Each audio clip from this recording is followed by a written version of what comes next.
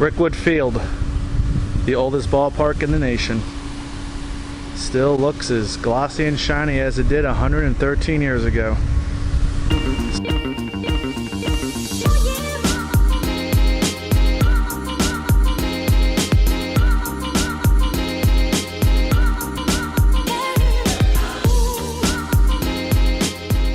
Alright, here we are in Rickwood Field, right in the center field.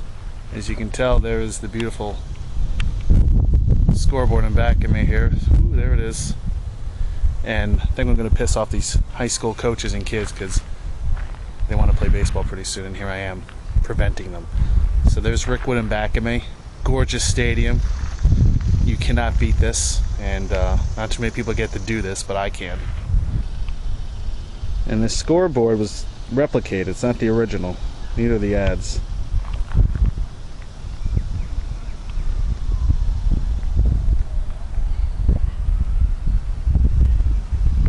Classic Bull Durham tobacco sign.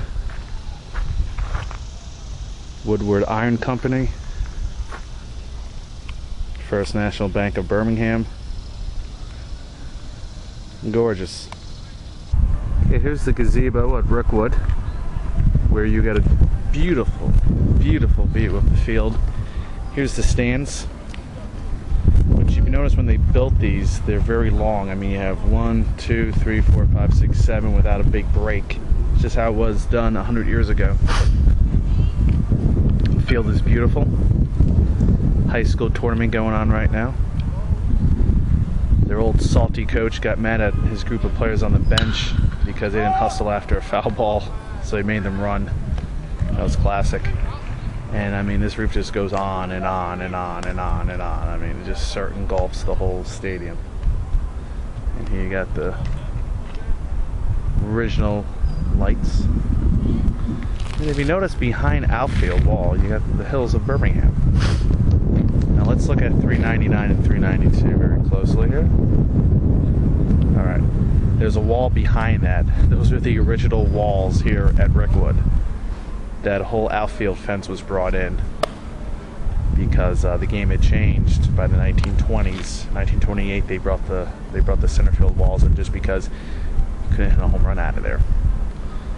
And there is the piece de resistance, the Old-Fashioned Scoreboard, which shows the Southern League, I believe circa 1987 is when they played the last game here. And then we have somebody scoring.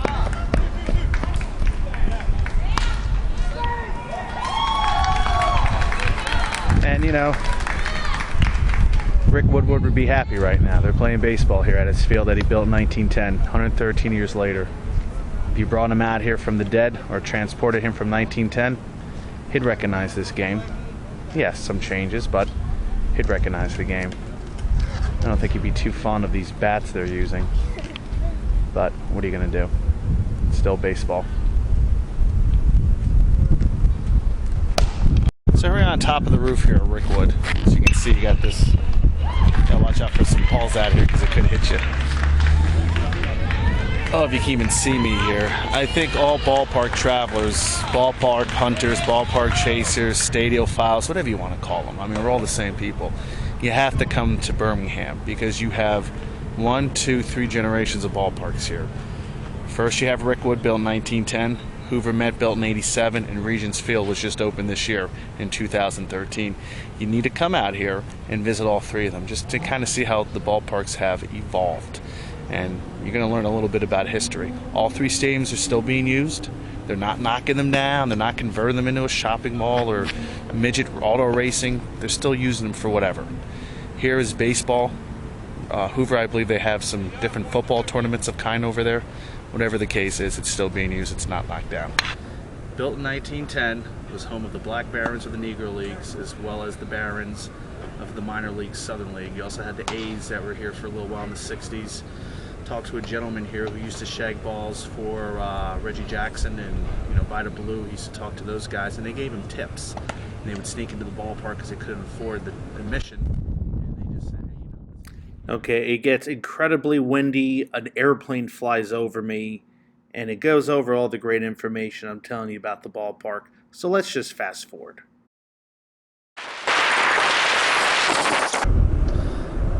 Rickwood. Okay, I am above the right field seats on top of the roof here. As you can see, the gazebo is there, and I walked all the way around. Not too many ballparks let you just individuals walk all over their roof, but until somebody kicks me off, I'm not leaving. There's downtown Birmingham in the distance. As you can see, we're a few miles away. There's the Liberty Bowl, or Legion Field, sorry. People say I need to go there, but Bull Durham sign, the vintage ads. It's nice to have you in Birmingham. Oh, thank you. I know that sounds cheesy. Shut up. Look at that scoreboard. I'd love to get inside there, which will be my next plan of attack. And then let's look at this wall again. These were the original outfield dimensions of Rickwood Field. These were. Not here. Here.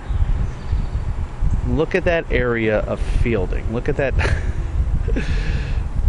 I mean, that's just incredulous how baseball was. And this was 1910 to 1928. This was your outfield here at Rickwood. So could you imagine poking one over this fence and not having to be a home run? I'm sure a lot of triples and inside the park home runs were hit, and I'm sure if you found the right gap, it would be just as deadly as hitting one over the fence, to be honest with you.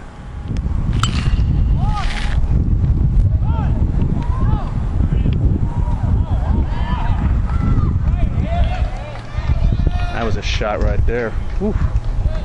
For a high school kid, that was a 370-foot shot. Damn.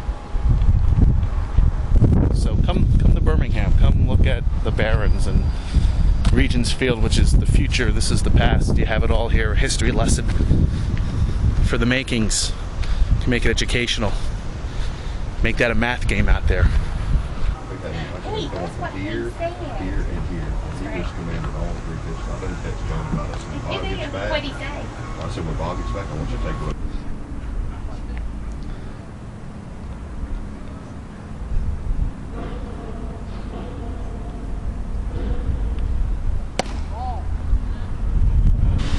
This is a 113-year-old ballpark. Let me know how it is at 200. 200. Bicentennial.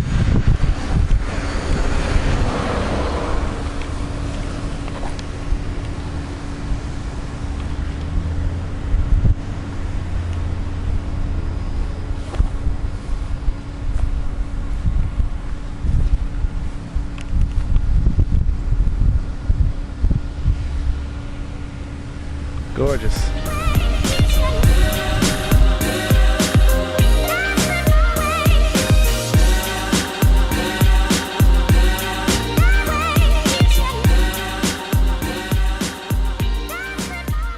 I'm the Ballpark Hunter. If you like my videos, please hit subscribe as I visit another ballpark.